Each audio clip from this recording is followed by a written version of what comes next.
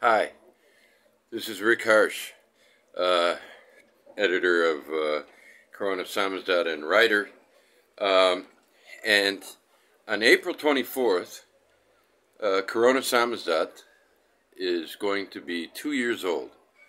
And I want to thank the people over at Riverboat Books for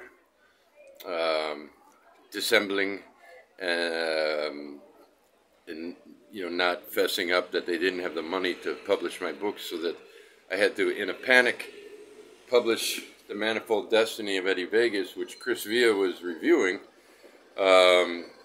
in the next month, causing me to come over here to Slovenia. Well, I was already here in Slovenia, but causing me to panic and get published here.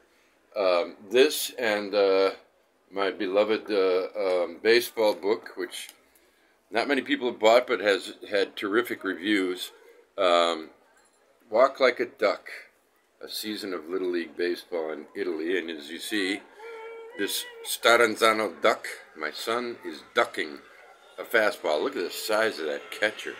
And I think June was 14 that year. Man, that's a 14-year-old kid. They won that game, and there's some really great things happened that year that I didn't expect. But I had a lot of time off, and I wrote that book, 2018 or something, as a kind of baseball diary in Italy. So there's a lot of talk about irredentism, fascism, World War I, and it's a lot of fun stuff. There's a lot of baseball in it too, which may be the reason for the low sales. I don't know, but the main one was like, this is supposed to be my Maggie opus, 700 and some pages. Now it's down to 600 and some pages, and available only from Zero Gram Press. But these two were my first books, and I got them on April 24th. 5 days after I talked to my former Slovene publisher and said, "Look, I got," and he said, "Okay, we'll manage." And in 5 days, I had the books. It was fantastic, and it got us off to a great start. I think it's not really a story, but the story is that the press actually got going when I thought,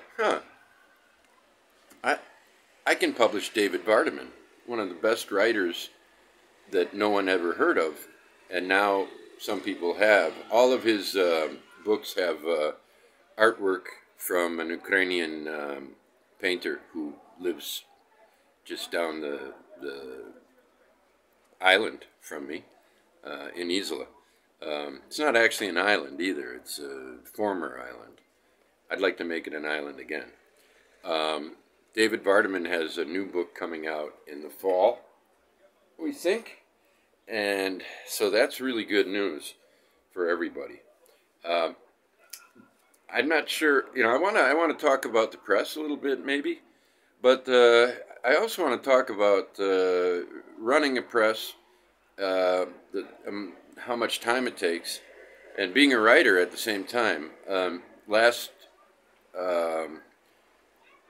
Sunday, I finished my latest novel, something that I've had in mind for 20 years, called The Periplus of Spur Tank Road. And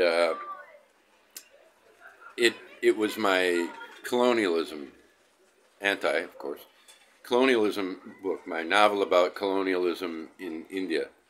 And I was the fascination with this one street in Chennai called Spur Tank Road, and it's a very interesting road in that it has some really terrific buildings on it, very old ones, and it has a kupam, which is the Tamil word for village, but when the kupam is in the city, it's a ghetto. And it has a very old ghetto, and just a real wild mix of things on that street. And I had the title, and I had the main idea of the novel radiating from Spur Tank Road, and it took me a long time to actually get the time to start. And when I had the time to start, I thought this is going to have to be a huge novel. And for the first time ever, when starting a book and having the time to write, I was flummoxed. It came instantly. The first page and a half came instantly, and then I was flummoxed. And if you have never been flummoxed, maybe you just don't know what it means. I don't know what it means, but I know I was flummoxed. And I finally came up with the idea or understood that I was so abstracted from the book that it wasn't coming from my gut. And once it started coming from my gut, rather than vomit, words came out, and what came was about 100-page pocketbook. And the beautiful thing, I have to mention this because it's one of the great things about having your own press. At first, first I published 2 books that were definitely, absolutely worthy of publication, and Manifold Destiny was bought by Zero Gram, so obviously it was worthy. And I had some other worthy books that I had to save, like Skulls of Istria. I got that away from Riverboat. They were generous enough to say, go ahead, take it, because they published it first. And so I have Skulls of Istria. And then the Driftless trilogy was my first publication experience. I put it all in one fat book, and while waiting for other books to be ready, I thought, well, okay, I published this in English in Slovenia, Arjun and the Good Snake. It's a memoir about alcoholism, fatherhood, and snakes, lots of snakes. And it's a book that I'm extremely happy with as a book, but very unhappy with as a human being, because I sort of have to, as one reader put it in Arjuna the Good Snake, Rick Harsh takes off the gloves and gives himself a good pummeling. But it was all true, and, it's a very complicated thing. Alcoholism and well, everything. So, but, the best thing, so anyway, back to what I wanted to get to is, eventually I had to look at every book and say, are these worth publishing? And I have 2 novels that I decided are not worth publishing, and I decided not to publish them. Meanwhile, I had help from some great people. Jason Snyder did the covers for the 2-volume Assassination of Olof Palme, an anthological novel. I wrote maybe 90% of it, and maybe 7% was written by a Slovene writer, Borut Proper, whose book, Cynicism Management, is not on this shelf. But he's got a second book coming out. It's a trilogy, actually. Very fun satire, his writing. And his English is probably better than mine. So his contribution to this book was really, really important. And I had some really great writers write little things. I had some people who've never written before write things that I rewrote. And most of the contributions I rewrote to a degree. And even some by great writers like Vardaman, David Vardaman, contributed a few things. And I had to rewrite a couple of them. But because of the needs of the book, not because of his inability to write. So Jason Snyder did this, and one friend of mine named Trent Stewart, he wrote the young adult books, The Mysterious Benedict Society. He always told me, he said, you know, the books that are really going to sell are, uh, I don't think I see it up there, the circumnavigation of maritime, circumnavigation through maritime history. Jason did the cover of that as well. But Zack Snyder, not Zack Snyder, he's Jason Snyder, and there's Zack Tanner. Zack Tanner did some of the covers. He made the cover for Appearance of Death to a Hindu Woman, and he made the cover of the Arjuna and the Good Snake, and I didn't prepare a speech, but my all-time favorite book to hold and touch, including anything by anybody, is my own Balkan flip book, which is 2 novels, Kramberger with Monkey and Adriatica Deserta. And most people would prefer Kramberger with Monkey, but interestingly, Stephen Moore wrote me all on his own, I didn't ask, and told me, he really admired Adriatica Deserta. And on to Kramberger, he wrote. And then I didn't hear from him. And I like an idiot, I asked. And he said, maybe it wasn't just for me, but I don't know. I can't tell if the history in the book is real or not. And I don't know, I just was uncomfortable with that or whatever. Generally, when someone like Stephen Moore, if he likes a book, he's going to tell you. If he doesn't like a book, he's not going to tell you. And so if he doesn't tell you, you just leave it. But since everybody likes Kramberger with Monkey, a comedy of assassinations, I had to ask. And so he didn't like that so much.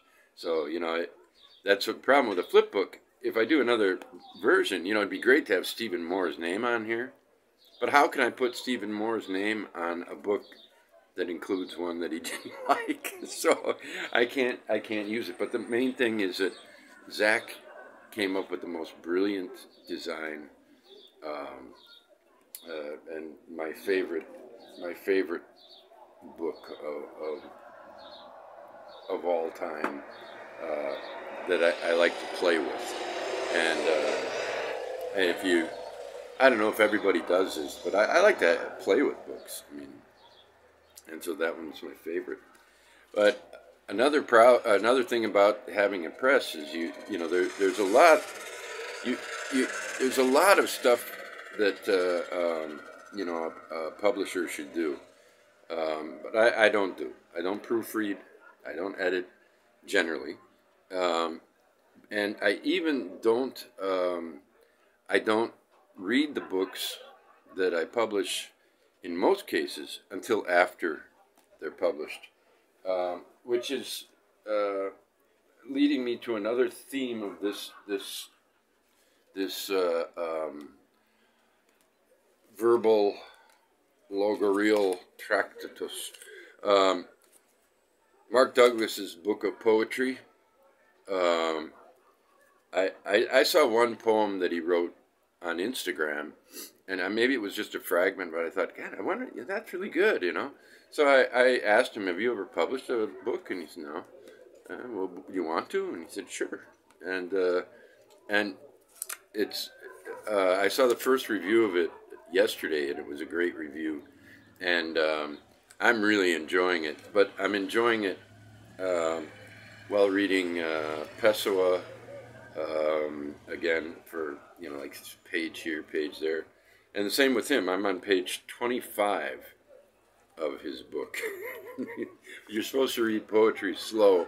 I've had the book for a few weeks, and I've already made it to page 25. But one of the reasons that it's so difficult is I got, our most fabulous, famous book is not out here, but it's America and the Cult of the Cactus Boots. And the author, Philip Friedenberg, picked up this book, which is a feat in itself, picking it up. This is a 900-some page book by Louis Armand, an Australian in Prague, called The Combinations. And, you know, it's very expensive, 37 something euros. And, but I had to get it. And so I did. And, man, it's so fucking good. It's in my top 10 of all time already. And I'm on page, further than I thought. I thought I was on page 202, but I'm on page 206 or 207, I'm not sure.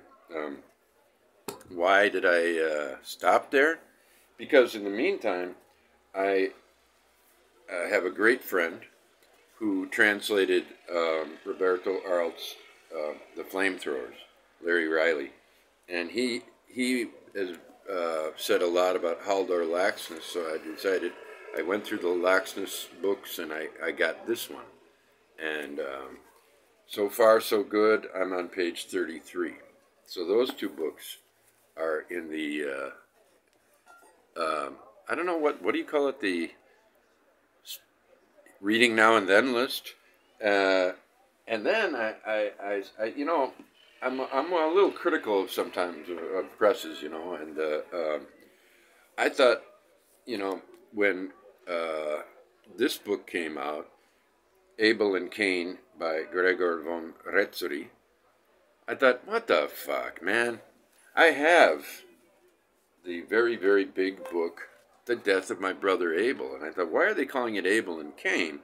Because in German, it's clearly The Death of My Brother Abel. And I thought, no, those fuckers at New York Review of Books, they just do whatever they want, and who cares? And, you know, this book, by the way, I've long been in the hundreds. I breezed into it, and it was just so fun. It became one of those books that I set aside and pick up for those moments when I just really need something I'm going to love. And but what I didn't know was this. I had book one. So there's another book that goes with it called Cain.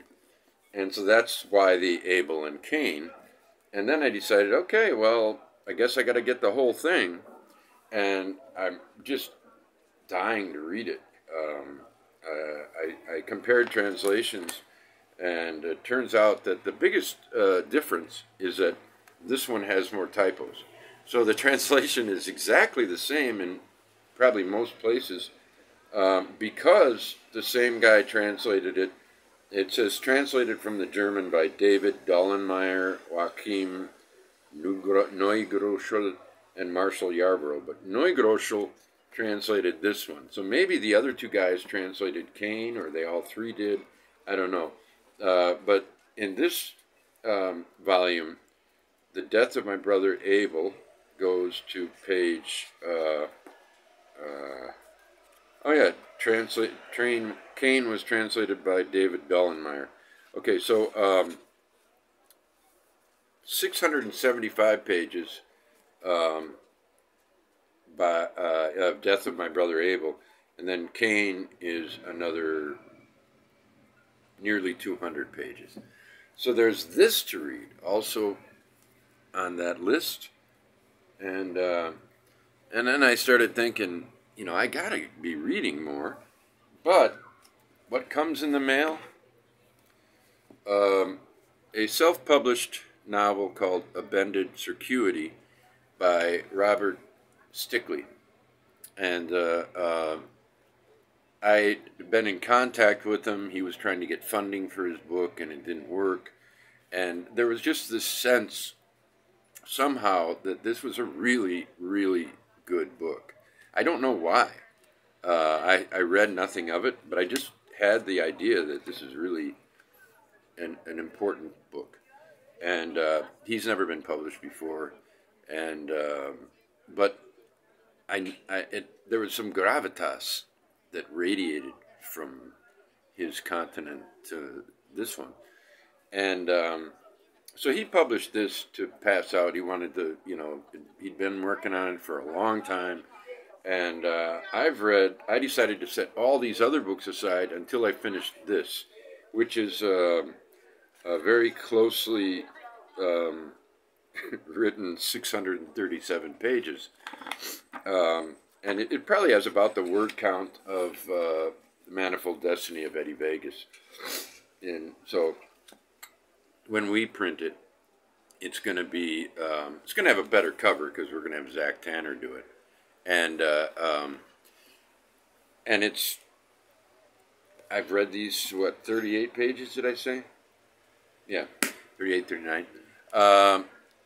This is probably going to be the best first novel I've ever read, outside of Philip Friedenberg's, which is a special case and can't be compared to other books because America and the Cult of the Cactus Boots is a different sort of work.